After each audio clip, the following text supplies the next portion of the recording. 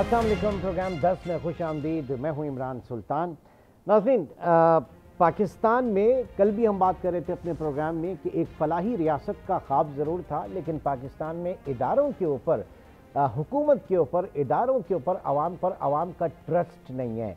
हालांकि दुनिया में अगर कहीं बहुत बड़ा एक क्वांटम है, कहते हैं कि फयाजियत के हवाले से, तो वो पाकिस्तान में होती है। बजाय इसके कि हमारे सरकारी इदारे जो हैं उनके ऊपर आवाम का एतमाद होना चाहिए, हमारे आवाम का एतमाद जो है वो मुख्तलिफ जो पैरेलल इस वक्त काम कर रहे हैं इदारे उनके ऊपर ज़्यादा है। और बिलखुसूस अगर सेहत के हवाले से बात करें, सेहत आम्मा में आप अगर सिंध में देख लें आके, यहाँ पे आपको NICVD मिलेगा, यहाँ पे आपको national institute of blood disease NICBD मिलेगा। इसके अलावा LRBT यहाँ पर मौजूद है, SIVT यहाँ पे मौजूद है, SIUT माफ़ कीजिएगा। तो ये तमाम इदारे जो हैं वो पाकिस्तान में बिलखुसूस कराची में, और एक जो मॉडल होता है पब्लिक प्राइवेट पार्टनरशिप का, उसके ऊपर काम कर रहे हैं। इसी हवाले से चूँकि रमज़ानों में हर साल हम देखते हैं इस तरह के जो चैरिटेबल ऑर्गेनाइजेशंस और बिलखुसूस जो हेल्थ केयर सेक्टर के अंदर काम कर रही हैं, तो हमारा मकसद ये होता है कि उनके काम को हम आपके सामने पेश करें, और फिर एक जो फंड्स के हवाले से इनको अपने रिसोर्सेज कलेक्ट करने होते हैं, तो वो भी आपके सामने रखें कि कितनी ट्रांसपेरेंसी है उनके काम में और कितना उनको सपोर्ट किया जाना चाहिए। तो आज के प्रोग्राम में हमने LRBT के जो मैनेजमेंट के लोग हैं उनको हमने यहाँ पर दावत दी है। हमारे साथ इस वक्त मौजूद हैं जनाब ताहिर अब्बासी साहब, जो कि head of resource mobilization and communication हैं LRBT के। बहुत शुक्रिया ताहिर साहब आपके वक्त का। सबसे पहले तो मैं जानना चाहूँगा कि पाकिस्तान में जो सबसे बड़ा इदारा बीनाई के हवाले से, अमराज चश्म के हवाले से है, वो LRBT है, और कहा यह जाता है कि तकरीबन 26 मिलियन अफराद इस वक्त पाकिस्तान में अमराज चश्म से मुतासिर हैं, 2 करोड़ 60 लाख के करीब। थोड़ा सा ज़रा ये LRBT की हमें हिस्ट्री बताइएगा, दैन उसके बाद इस पूरी ऑर्गेनाइजेशन के हम जो है ऑपरेशनल वर्क इसके ऊपर बात करेंगे। बहुत बहुत शुक्रिया आपका कि आपने मुझे दावत दी। आपने बताइए में वैसे जिक्र किया है कि लोगों का वाकई में बहुत ज़्यादा भरोसा है, और मैं थोड़ा सा हिस्टोरिकल पर्सपेक्टिव दे देता हूँ। इस इदारे की इब्तदा हुई थी 1984 में। 2 अशखास थे, ग्रैहम लेटन साहब और ज़का रहमतुल्लाह साहब। इन दोनों ने ये सेटअप किया था 1984 में। 1985 में पहला क्लिनिक कह लें आप उसको, मोबाइल यूनिट कह लें आप उसको, वो हुआ था टंडो भागो में इफ्तिताह। ठीक है, वहाँ से इस इदारे की इब्तदा हुई है। उस वक्त में ख़ास चंद हज़ार लोगों को इलाज हुआ होगा 1 साल के अंदर। ठीक है, आज 30 लाख लोग इस इदारे से मुस्तफ़ीद होते हैं हर साल 30 लाख अफराद का इलाज, 30 लाख प्लस। ओके, ठीक है, इस इदारे से वो होते हैं, मुस्तफ़ीद होते हैं। ये सफ़र जो है लोगों की मदद के बगैर मुमकिन ही नहीं था। ठीक है, एक बीज जो ग्रैहम लेटन और ज़का रहमतुल्लाह साहब ने बोया था, आज वो एक तनावर दरख्त में तब्दील हो चुका है। ठीक है, 19 अस्पतालों के साथ, और माशाल्लाह से इंशाल्लाह 20वां अस्पताल बहुत जल्द ईद के बाद हम रहीमिया खान में खोलेंगे, और 54 क्लिनिक्स के साथ ये पाकिस्तान का सबसे बड़ा इदारा है जो आंखों की देखभाल में मशगूल है शब व रोज़। इसमें जैसे मैंने आपको कहा कि 10,000 लोग रोज़ाना की बुनियाद के ऊपर मुस्तफ़ीद होते हैं, रोज़ाना की बुनियाद पे तकरीबन को 1100 ऑपरेशन होते हैं, और कुछ 70% जो है वो, अगर मैं अंदाज़ा नहीं बताऊं तो आपको बीनाई से रिलेटेड या आंखों से रिलेटेड जो भी बीमारी है वो LRBT ट्रीट करता है पूरे पाकिस्तान में। यानी कि जो भी पेशेंट होगा वो LRBT का पेशेंट होगा। अच्छा। तो ये उस लेवल के ऊपर बात हो रही है, और ये सिर्फ उसी वक्त मुमकिन हो सका जब पाकिस्तान कि अवाम ने उस इदारे पे भरोसा किया। ठीक है, हम उसके ऊपर भी आते हैं, लेकिन पहले जो आपकी जो टीम है, जो आपके सर्जन्स हैं, डॉक्टर्स हैं, पैरामेडिक्स हैं, इसके हवाले से बात ज़रा हमें बताइएगा। फिर एक ये तो होता है कि मुफ्त इलाज किया जाता है, और फिर लेटेस्ट टेक्नोलॉजी भी आप लेकर आ सकते हैं, लेकिन वो जो हिम्मत आपको चाहिए होता है, ज़रा उसके हवाले से मैं जानना चाहूँगा। देखिए, जब आपने एक इदारा बनाया, ठीक है, तो उसके लिए आपको ह्यूमन रिसोर्स की भी ज़रूरत है। जब आप इतना बड़ा एक इदारा चला रहे हैं तो आपके पास देखें, और बुनियाद जब आपने रखी थी तो वो 4 उसूलों के ऊपर रखी थी। एक तो फ्री इलाज होगा, लेकिन फ्री इलाज का हरगिज़ ये मतलब नहीं होगा कि आप क्वालिटी पे किसी भी तरह से कॉम्प्रोमाइज़ करेंगे। ठीक है। हाँ। दूसरा ये था कि स्टेट ऑफ द आर्ट होगा, यानी कि बेहतरीन जो भी आपको आलात मौजूद होंगे, और कंपैशन के साथ इलाज होगा। तो उसके लिए जो आपको ह्यूमन रिसोर्स है वो आप ना सिर्फ अपने मुल्क से लेते हैं, बल्कि उनको फिर हार्नेस भी करते हैं, उनको डेवलप भी करते हैं, ताकि आप उन 4 बुनियादी प्रिंसिपल्स के ऊपर इस इदारे को लेके आगे चल सकें। तो ये इस वजह से हमारे पास 3 टीचिंग हॉस्पिटल्स भी काम कर रहे हैं। ठीक है, और वो जो भी आप जदीद तरीन इलाज तस्वुर कर सकते हैं पाकिस्तान में, वो ये इदारा आपको मुहैया कर रहा है। ठीक, आगे बढ़ते हैं। अब ज़रा आ जाएं कि पेशेंट्स के हवाले से आपने बात किया है, जो हम बार बार फोकस करते हैं कि जनाब फ्री ऑफ कॉस्ट, तो मतलब हर किसी के लिए फ्री है, या फिर अगर आप इस्तिताअत रखते हैं तो आप क्योंकि एक डेंटल और ये आपका आंखों का इलाज, ये कॉस्मेटिक वगैरह, ये बड़ी बड़ी महंगी तस्वुर की जाती है और गालिबन इंश्योरेंस के अंदर भी ये कवर नहीं होता। अच्छा, जैसे आपने कहा ना कि बेसिकली ज़कात और खैरात से ये इदारे चलते हैं, ये लोग पाकिस्तान के लोग इसको चला रहे होते हैं, तो जो ज़कात के मुस्तहिक होते हैं वो तो बिल्कुल कम्प्लीटली फ्री होते हैं। फिर आप आ जाएँ उस स्टेटा के ऊपर जो लोग अफोर्ड नहीं कर सकते, ज़कात के मुस्तहिक तो नहीं है लेकिन वो अफोर्ड नहीं कर सकते, तो उनके लिए भी फ्री है। ठीक है, फिर आप जो भी आप देना चाहें एज अ डोनेशन, क्योंकि you are the best available resources in Pakistan आई से रिलेटेड, तो सिर्फ मुस्तहिक अफराद नहीं इस्तेफादा करते, बल्कि बहुत से ऐसे लोग भी इस्तेफादा करते हैं जो कि साहिब हैसियत हैं, तो वो अपनी हैसियत के मुताबिक डोनेशंस भी दे रहे होते हैं। तो ये टोटल डोनेशंस के ऊपर चल रहा है, लेकिन जहाँ तक मुस्तहिक लोगों का ताल्लुक है वो बिल्कुल कम्प्लीटली फ्री है। अच्छा, और आप लोगों का ज़ाहिर है कि फिर ऑडिट के हवाले से भी, चूँकि इतने बड़े डोनेशंस हैं, सारी चीज़ें, तो थर्ड पार्टी ऑडिट वगैरह भी होता होगा?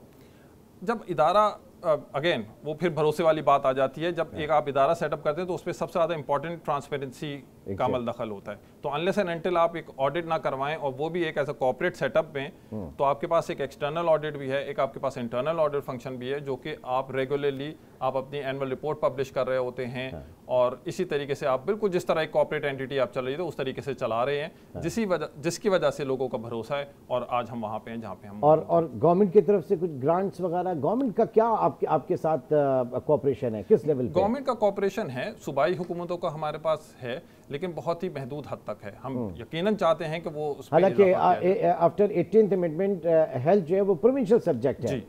जी, वही प्रोविंशियल एंगल से मैं बात कर रहा हूँ, लेकिन एक बहुत महदूद हद तक वो हमें सपोर्ट करते हैं। हमारा इतना एक्सपैंड हो चुका है कि हमें इतने फंड्स की ज़रूरत है जो कि शायद वो अभी मुहैया नहीं कर पा रहे हमें। ठीक है, लेकिन क्योंकि अब ये भी बात हो रही थी ना कि गवर्नमेंट जिनको सपोर्ट कर रहा है उनका ऑडिट भी होना चाहिए, इस तरह की भी बातें हो रही थी, तो LRBT is ready for that? Any time.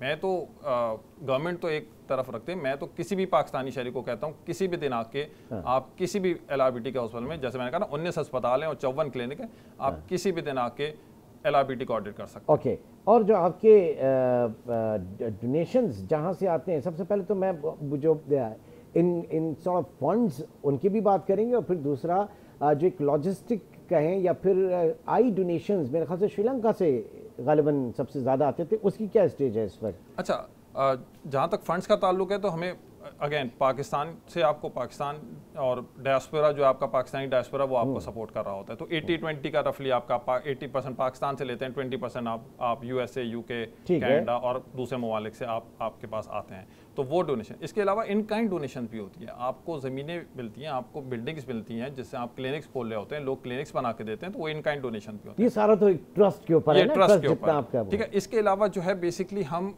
Cornea भी डोनेट, हमारी माशाल्लाह से अगेन अपना का आपने, मैं आता हूँ जरा इसके ऊपर, कॉर्निया और सारी चीज़ों के ऊपर मैं आता हूँ। नाज़रीन, हमारे साथ इस वक्त अब्बास हैं और आप रिप्रेजेंट कर रहे हैं LRBT को, पाकिस्तान में अमराज चश्म के हवाले से वाहिद फ्री सर्विसेज फराहम करने वाला इदारा। एक छोटे से ब्रेक के बाद दोबारा मिलते हैं।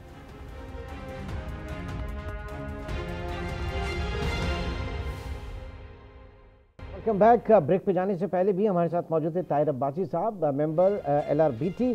ताहिर साहब, बात हो रही थी कॉर्निया के डोनेशंस के हवाले से। जी, जैसे मैंने आपको कहा ना कि कॉर्निया के डोनेशन हमारे दुनिया भर से आते हैं, हम पाकिस्तान में भी अवेयरनेस पैदा करते हैं कि कॉर्निया डोनेट किया जाए। कॉर्निया बेसिकली आँख के ऊपर की आपकी एक पतली सी झिल्ली होती है, जो आप दे के किसी की ज़िंदगी तब्दील कर सकते हैं। और माशाल्लाह से जैसे पाकिस्तानी हमें सपोर्ट करते हैं, ऑल पाकिस्तान फिजिशियन और नॉर्थ अमेरिका हमें कसीर तादाद में कॉर्निया भेजती है। अच्छा, ये जो एक परसेप्शन है कि जनाब वो आंख पूरी निकाल ली जाती है डेड बॉडी की, किसी के इंतकाल के बाद पूरी की पूरी आंख निकाल ली जाती है, क्या? जी, ये बहुत गलत परसेप्शन है। हाँ। ये बेसिकली सिर्फ जो ऊपर की आपकी एक झिल्ली सी होती है वो उतारी जाती है और उसकी जगह एक फिर एक लगा भी दिया जाता है एक ट्रांसपेरेंट सा इक्विपमेंट, जो कि आपको बिल्कुल आंख ऐसे लगती है जैसे आपकी जिस तरह से मौजूद है। हरगिज़ ये नहीं होता कि आपकी पूरी आई बॉल निकाली जाती है, ऐसा कुछ भी नहीं होता। अच्छा, तो वो श्रीलंका से भी आपके पास वही आती हैं? जी, वो आती हैं। ओके जी। और कुछ फ़र्क पड़ा क्योंकि कोविड के बाद बहुत सारे दुनिया मसाइल जो हैं वो दुनिया में आए हैं, प्रॉब्लम्स आई हैं, तो वो उसी तरीके से जारी है उनका अल्हम्दुलिल्लाह। देखिए, सप्लाई और डिमांड का तो हमेशा से फ़र्क है। जैसे हमने कहा कि 26 मिलियन अफराद ऐसे हैं पाकिस्तान में जो कि बिनाई से रिलेटेड बीमारियों में हैं, उसमें कॉर्निया भी शामिल है। तो वही सप्लाई और डिमांड का एक है। तो हमारे पास एक लंबी फहरिस्त है, कॉर्निया की ज़रूरत है। ओके, और पाकिस्तान में कितनी अवेयरनेस आ रही है लोगों में? हम कोशिश अभी कर रहे हैं, अभी बहुत कम है अवेयरनेस। ऑल्दो हमारे स्टाफ हर जगह जाके कोशिश ये कर रहे होते हैं कि वो अवेयरनेस बढ़ाएं इसकी कि कॉर्निया डोनेशन देनी चाहिए, आप किसी एक शख्स की ज़िंदगी बदल सकते हैं। लेकिन अभी सूरत हाल काफ़ी मायूस कुन है, इस पर काफ़ी मायूस कुन है। अच्छा, ज़रा CSR एक्टिविटीज़ के हवाले से भी आ जाते हैं। पाकिस्तान में कॉर्पोरेट सोशल रिस्पॉन्सिबिलिटी और फिर देख रहे हैं कि हेल्थ सेक्टर बड़ा आगे बढ़ रहा है। तो LRBT की केस में कुछ है ऐसे कि बड़ी कंपनीज इदारे जो है वो अपने CSR एक्टिविटीज़ में आपको सपोर्ट कर रहे हैं? जी माशाल्लाह से, आप किसी भी इदारे का नाम ले लें, ना सिर्फ बाज़ इदारे कुछ क्लिनिक्स चला रहे होते हैं, बाज़ इदारे हमें माली तौर पे भी मदद करते हैं और बाज़ इदारे हमें इन काइंड डोनेशन भी देते हैं, इक्विपमेंट की मद में भी आपको प्रोवाइड करते हैं, जिसकी वजह से ये इदारा इस तरह से मौजूद है। तो ना सिर्फ इंडिविजुअल्स यानी कि रिटेल के जिनको आप कहते हैं जो पाकिस्तानी शहरी हैं वो आपको मदद कर रहे हैं, बल्कि वो कॉर्पोरेट अपने CSR प्रोग्राम के थ्रू हमारी मदद करते हैं और कई सालों से करते आ रहे हैं। ठीक है।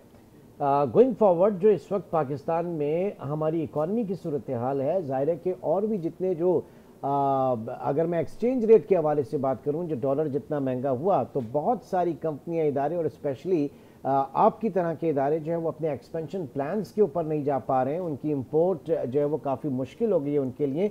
तो ये जो आपका एक बिजनेस है, या मैं कहूँगा कि जो एक प्रोडक्शन कॉस्ट आप लोगों की बढ़ चुकी होगी या सर्विस कॉस्ट आप लोगों की बढ़ चुकी होगी। देखिए, इसमें दो फैक्टर्स होते हैं। एक तो जब जिस शोबे से हम ताल्लुक़ हैं उसमें इक्विपमेंट जो है वो बहुत एक अहम किरदार अदा करता है और उसकी बहुत ज़्यादा कॉस्ट होती है। जब आपका रुपये डिवैल्यू हुआ है तो हमारे इक्विपमेंट की कॉस्ट जो है वो दुगनी और तिगनी हो चुकी है। तो एक फाइनेंशियल बर्डन हमारे को हम पर आया है जो कि हमें सस्टेन करना पड़ रहा है। हम हरगिज़ कदम पीछे नहीं हटा रहे, हरगिज़ हमने प्लान कोई नहीं चेंज किया। हम इस उम्मीद पे बैठे हैं कि वही पाकिस्तानी जो उन्होंने 38-39 साल से हमें सपोर्ट कर रहे हैं उसी तरह से सपोर्ट करते रहेंगे और हम इस चैलेंज से गुजर जाएंगे कामयाबी के साथ। ऑफ कोर्स जो महंगाई पूरी दुनिया में मौजूद है उसने हमें भी इम्पैक्ट किया है, लेकिन फाइनेंशियल कंट्रोल, कॉस्ट कंट्रोल और बेहतर तरीके से इक्विपमेंट को इस्तेमाल करने की बात है, हम काफ़ी बेहतर हालत में मौजूद हैं। लेकिन मेरी गुजारिश यकीनन पाकिस्तानियों से रहेगी कि ये एक मुश्किल वक्त है और इसमें आप जितनी हमारी मदद कर सकें बिल्कुल करें, बिकॉज ये पाकिस्तान का इदारा है, ये पाकिस्तानियों के लिए इदारा है और इसी को आपने ही चलाना है। अच्छा, इन योर ऑब्जर्वेशन ज़्यादातर केसेस कहाँ से आते हैं? पाकिस्तान के कौन से प्रोविंस से जो है वो ज़्यादा आते हैं? क्योंकि आपको फिर आउटरीच करना होता होगा ना, उन जगहों पे भी जाके अपने क्लिनिक्स वगैरह, हॉस्पिटल वगैरह अगर शुरू करें। अच्छा, जैसे पहले मैंने जिक्र किया था कि आपके 19 अस्पताल हैं और 54 क्लिनिक हैं, तो कोई भी पाकिस्तानी 3 घंटे की मुसाफत की दूर पे है कि LRBT क्लिनिक या अस्पताल से कहीं भी हो पाकिस्तान में। जी, मैक्सिमम 3 घंटे की मुसाफत है। ज़्यादातर आपको पेशेंट जहाँ पे आपको जहाँ अवेयरनेस कम होती है, जहाँ लोगों को शऊर कम होता है, वहाँ से आपको ज़्यादा प्रॉब्लम आती है और वो कहीं भी हो सकता है। ज़्यादातर आपको देही इलाकों में ये प्रॉब्लम नज़र आती है। लेकिन मैं अगर आपको एक एग्जांपल दूं कि जैसे कराची से 1 घंटे की मुसाफत पे घारों पे भी एक ऐसा ख़ानदान था जो कि पूरा का पूरा कैटरैक्ट से शिकार था और वो इलाज, उसको अवेयरनेस नहीं थी कि ये एक ऐसे बीमारी है जिसका इलाज हो सकता है और वो बिल्कुल देख सकते हैं। हमारी क्लिनिक ने उनको आउटरीच किया, उनको कराची लेकर आए, उनका ऑपरेशन हुआ और माशाल्लाह से आज पूरा का पूरा ख़ानदान देखने के काबिल है और हंसी से। सर, दो तीन चीज़ें। एक तो आप अवेयरनेस की बात कर रहे हैं, मिसाल के तौर पर मैं एक ऐसी फैमिली को जानता हूँ पर्सनली जिनका एक 3 साल का बच्चा है अल्लाह माशाल्लाह, उस बच्चे को पैदाइशी जो है वो कैटरेक्ट था और किसी को पता नहीं था फैमिली में, क्योंकि बाकी और सारे बच्चे जो बिल्कुल नॉर्मल लाइफ गुजार रहे थे। और इत्तेफाक ऐसा हुआ कि किसी दिन उस बच्चे की वालिदा ने कोई चीज़ मांगी होगी तो वो टटोल के दे रहा है इस तरीके से। तो ये फौरन एक सिग्नल हुआ पेरेंट को, ये क्या हुआ। फिर डॉक्टर के पास लेके गया, उन्होंने कहा नहीं आप किसी उनके पास आई स्पेशलिस्ट के पास लेकर जाएं। आई स्पेशलिस्ट के पास लेके गए और वहां पे पता चला कि उसकी दोनों आंखों में कैटरेक्ट है, दोनों आंखों में, और उसका विजन जो है वो 2.5 फीट से आगे का है ही नहीं उस बच्चे का। तो वो पूरी रात उन वालिदैन के ऊपर जो गुजरी, जिस ट्रॉमा के अंदर गुजरी कि 3 साल का बच्चा और उसके वी जस्ट इमेजिन कि अगर हम अपनी आंखों को 25% या 15-20% खोलें और जो विजन होता है हमारा, उस बच्चे का वो विजन था और उस विजन के साथ वो अब तक जी रहा था। देन मैंने उनको जो है फिर वो अल्लाह ताला ने मुझसे ये नेकी एक वो वसीला बनाना था कि मैं आई अप्रोच टू LRBT, और LRBT में उसकी सर्जरीज हुई और वंस अगेन नाज़रीन बिल्कुल फ्री ऑफ कॉस्ट में उस बच्चे की सर्जरीज हुई और उसके बाद आज माशाल्लाह वो स्कूल गोइंग बच्चा है और बिल्कुल परफेक्ट, बिल्कुल सही, बिल्कुल ठीक। तो ये एक तो ना कि कोई बड़ा शख्स हो तो वो बता दे कि उसके साथ क्या प्रॉब्लम है, वो छोटा बच्चा जो पैदा ही उस नुक्स के साथ हो रहा है उसको तो कुछ नहीं पता। जी बिलाशुबा, तो बिल्कुल नौज़ायदा बच्चे भी हमारी हॉस्पिटल में लाए जाते हैं जिनको कैटरैक्ट होता है, और हमने पीडियाट्रिक्स का पूरा एक शोबा कायम किया हुआ है अपने अस्पताल में कोरंगी में। आप more than most welcome to visit any time, जहां 7 सब specialities. I went there so many times, but एक शिकायत है कि वहां पे बहुत लंबी लंबी कतारें होती हैं, जो अंदर ट्रीटमेंट जिनका हो रहा है बिल्कुल हो रहा है, लेकिन बाहर बहुत बड़ी कतारों में लोग होते हैं। थोड़ा ज़रा उनके सिटिंग एरिया और ये सारी चीज़ें जो है वो देखने की जरूरत है। बिलाशुबा आपका है, जैसे मैंने आपका कहा ना, 1000 लोग रोजाना उस पर आ रहे होते हैं और 2 से 2.5 घंटे के दरमियान आपको फारिग करना होता है। माशाल्लाह से प्रोसेस बहुत अच्छा बना हुआ है। बहुत बहुत शुक्रिया, बहुत बहुत शुक्रिया। ताहिर अब्बासी साहब इस वक्त हमारे साथ मौजूद थे। LRBT यकीनी तौर से ये वो इदारा है जो पाकिस्तान में अमराज़ चश्म के हवाले से हज़ारों लाखों मुतासरीन को जो है वो फ्री ऑफ कॉस्ट मुफ्त इलाज मुआलजे की सहूलियात फराहम कर रहा है। सीइंग इज़ बिलीविंग, मैंने आंखों देखा है, मेरा आंखों देखा है ये तमाम पूरा का पूरा जो है ये पूरा सिस्टम, पूरा प्रोसेस इनका। तो इनके ऑपरेशंस को जारी रखने के लिए बहुत ज़रूरत है इनको फंड्स की, आपके ज़कात और खैरात की। तो दिल खोल कर LRBT के साथ ताउन कीजिए। एक ब्रेक की कॉल, और ब्रेक के बाद हम आगे बढ़ेंगे, कुछ जिक्र करेंगे IMF के हवाले से। और पाकिस्तान, न सिर्फ पाकिस्तान बल्कि मिस्र भी, इजिप्ट भी इस वक्त IMF के प्रोग्राम में जा रहा है, लेकिन वो किस तरीके से निगोशिएट कर रहे हैं और हमारे लिए क्या लेसन है ये हम जानेंगे एक छोटे से ब्रेक के बाद।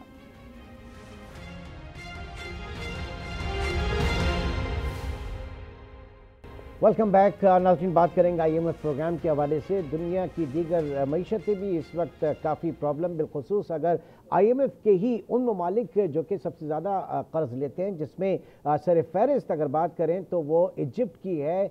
मिस्र जो है वो IMF के जो सबसे बड़े मकरूज़ ममालिक है उसमें दूसरा नंबर इजिप्ट का है और पाकिस्तान चौथे नंबर पे है। और ये दोनों ममालिक एक बार फिर जा रहे हैं IMF के पास। अब इन दोनों ममालिक के दरमियान क्या चीज़ें जो हैं वो सिमिलर हैं और कितनी मुख्तलिफ हैं और हमारे लिए क्या लेसन है इजिप्ट के हवाले से, इनके ऊपर मैं बात करूंगा। डॉक्टर आबिद सुलेहरी साहब जो कि सरबराह हैं SDPI के सस्टेनेबल डेवलपमेंट इंस्टीट्यूट के, इस वक्त हमारे साथ मौजूद हैं। बहुत शुक्रिया डॉक्टर साहब आपके वक्त का। सबसे पहले तो ये जानना चाहूँगा कि मिस्र इस वक्त IMF के जिस प्रोग्राम में जाना चाह रहा है उसकी वजूहात क्या हैं और उसका साइज़ क्या है, और एज कम्पेयर टू पाकिस्तान, क्योंकि आपने एक कंपैरेटिव एनालिसिस आज के न्यूज़पेपर्स में पेश किया है, थोड़ा सा इसके ऊपर ज़रा बताइएगा हमें। जी बहुत शुक्रिया इमरान साहब।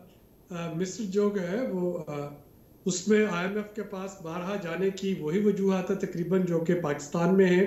अगर हम मिस्र के जो पिछले प्रोग्राम्स हैं उनमें देखें तो IMF जो एडवाइस देता है, IMF कहता है कि मिस्र की जो अनटारगेटेड सब्सिडीज़ हैं उनका खात्मा हो, जो खसारे में चलने वाले कॉरपोरेशंस हैं उनको दुरुस्त किया जाए, जो वहाँ पे मिलिट्री गवर्नमेंट है जनरल सीसी की उसका फुटप्रिंट इकॉनमी पे कम किया जाए, वहाँ पे जो बेजा मुराद है टैक्सेस में वो ना दी जाएं, वहाँ पे जो इंटरेस्ट रेट है उसको सियासी तौर पे कम ना किया जाए, और वहाँ पे जो मिस्री पाउंड की जो कीमत है दुनिया की बाकी करेंसियों के मुकाबले में उसको मसनूई तौर पे मजबूत ना किया जाए।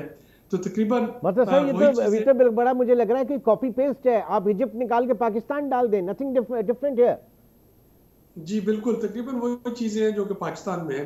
अब IMF के साथ जब मिस्र डील कर रहा था और एक प्रोग्राम जो कि 2022 में मिस्र ने IMF से लिया $3 बिलियन का, उसका पहला ही रिव्यू जो है वो स्ट्रक हो गया, चूंकि जनरल सीसी की गवर्नमेंट जो है वो तमाम वो कमिटमेंट जो कि उसने की थी IMF के साथ वो पूरा करने में नाकाम रहा। लेकिन फिर हमने देखा कि IMF जो कि एक प्योरली टेक्निकल बॉडी है, यहाँ पे जियोपॉलिटिकल एलिमेंट जो है उसका भी बहुत बड़ा एग्जैक्टली मैं उसी तरफ आ रहा था कि जो मिस्र के केस में, इजिप्ट के केस में जियोपॉलिटिकल हालात जो हैं वो कई ज्यादा अहमियत का हामिल है उनकी इकॉनमी के लिए। जी बिल्कुल, और चूंकि मिस्र जो है वो इस वक्त इसराइल और गजा उसके साथ उसका बॉर्डर मिलता है। गजा के से अगर कुछ मुतासरीन जो है अगर उनकी नकल मकानी करना हुई तो वो मिस्र ही में हो रही होगी, और मिस्र जो है इस वक्त एक सालसी का किरदार अदा करने की कोशिश कर रहा है हमास और इसराइल के दरमियान। तो ये वो कुछ उसकी जियोपॉलिटिकल जो इम्पोर्टेंस थी वो एकदम से बढ़ी, और हमने देखा कि वो जो $3 बिलियन का प्रोग्राम जो कि स्ट्रक था पिछले 2 सालों से, एकदम से उसको $8 बिलियन में कन्वर्ट कर दिया गया, उसमें इजाफा कर दिया गया, और मिस्र जो है वो उस $60 बिलियन का प्रोग्राम अब IMF से अडॉप्ट कर रहा होगा। उसकी जो एक पहली शर्त थी वो ये थी कि जो मिस्री करेंसी है उसमें 40% डिवैल्यूएशन की जाए। जो मिस्री पाउंड था वो एकदम से 30 से 50 पाउंड पर डॉलर पे आ गया।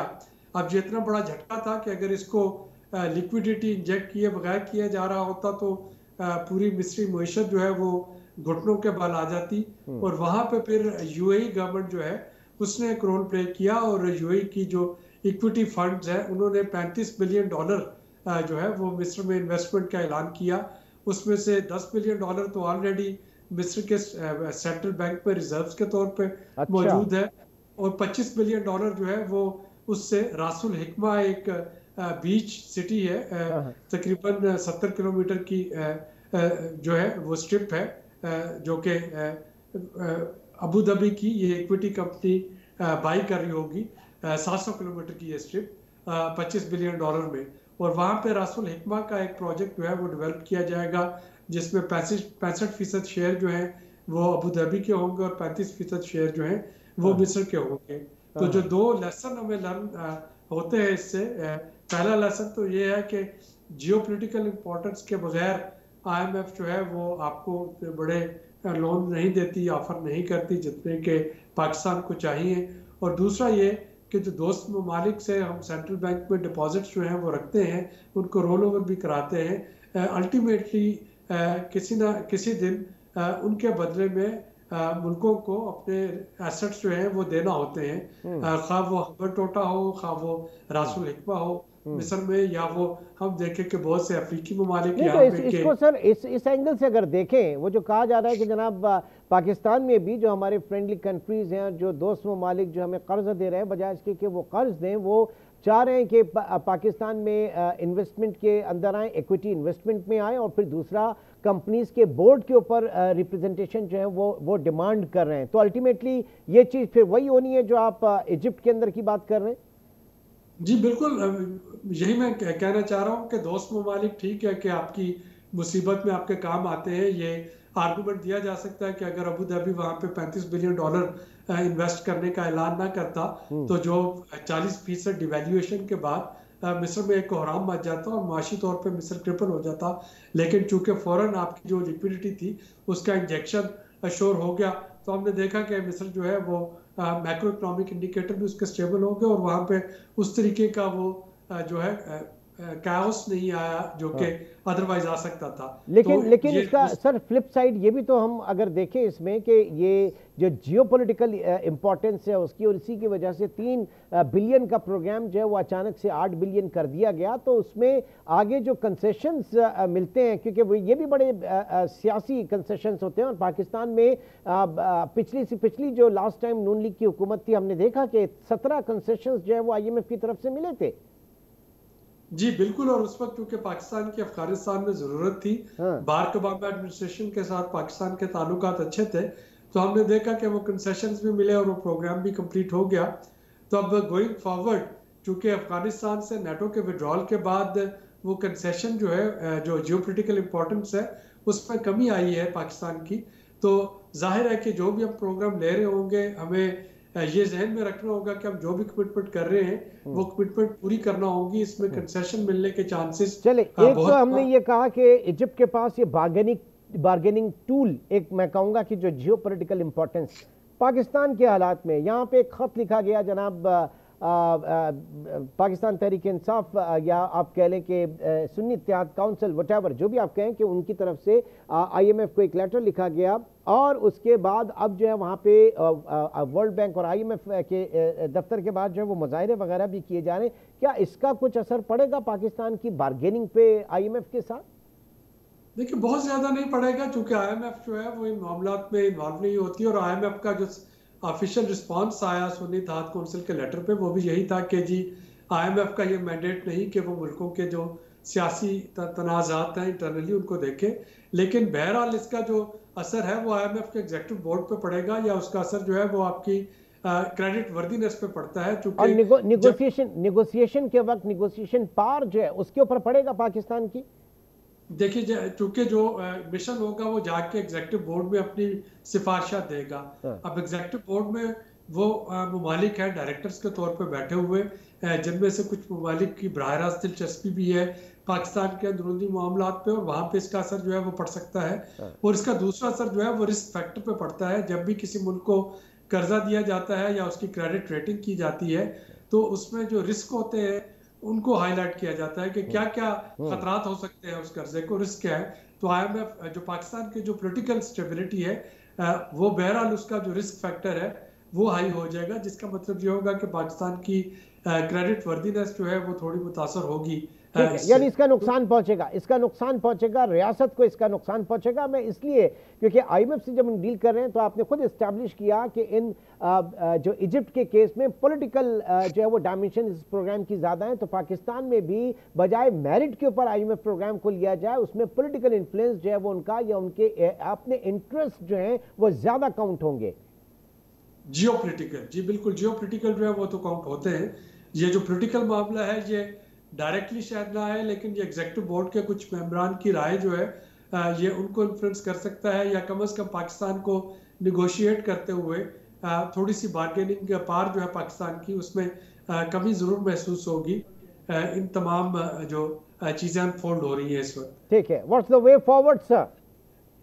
वे फॉरवर्ड यही है कि इस वक्त जो भी प्रोग्राम इस वक्त औरंगजेब साहब की सरबराही में निगोशिएट किया जा रहा होगा वो बड़ा रियलिस्टिक होना चाहिए। उसमें हमें ये जहन में रखना होगा कि जो कमिटमेंट्स हैं वो पूरी करनी है, उसमें कोई कंसेशंस हमें असर नहीं मिलेंगी और हमें जो मामलात हमें बार बार आइडेंटिफाई किए जाते रहे मिस्र की तरह, खा वो खसारे में चलने वाले अदारे हैं, वो नॉन टारगेटेड सब्सिडीज हैं, वो एक्सचेंज रेट को artificially control. By the way Pakistan का तो ये 23वां प्रोग्राम है और इजिप्ट का ये कौन सा प्रोग्राम है? देखिए इजिप्ट जो है वो भी अर्जेंटीना के बाद जो फ्रीक्वेंट बॉरोअर्स है उनमें आता है और इसीलिए वो दूसरा बड़ा मुल्क है जो कि नहीं, लेकिन IMF तो हमेशा यही कहता है ना, अब अपनी इकोनॉमी को डिसिप्लिन करें, मुआशी क़िबला दुरुस्त करें, तो वहां पे भी उसका कोई बस नहीं चल रहा और वो लैंड किए जा रहा है। देखिए चूंकि IMF एक लैंडर है और लैंडर जब तक अगला कर्जा नहीं देगा वो पिछला कर्जा उसकी वापसी उसके लिए बड़ी मुश्किल हो जाएगी। ये वही थी जो कि पुराने जमाने में जब सूद पे कर्जा लिया जाता था अफराज से, तो वो इसी वजह से मजीद कर्जा दिए जाते थे कि अच्छा जी आप रिटर्न देते जाएं जो इस पे। ठीक है, बात यह है कि IMF न सिर्फ लेंडर बल्कि lender of the last resort है और जब lender of the last resort है तो फिर सूरत हाल इसी तरह की होती हैं, पेचीदगियां इसी तरह की होती हैं। बहुत बहुत शुक्रिया, आबिद सुलैरी साहब हमारे साथ मौजूद थे। अब देखना यह है कि ये तमाम चीज़ें जो IMF के दफ्तर के बाहर हो रही हैं, जो और पाकिस्तान को कर्ज देने की जो शराइत रखी जा रही है, ये रियासत के लिए कितनी नुकसानदेह साबित हो सकती हैं। आज के प्रोग्राम से इतना ही, इंशाल्लाह आपसे फिर मुलाकात होगी। अपना बहुत ख्याल रखिएगा। अल्लाह हाफ़िज़।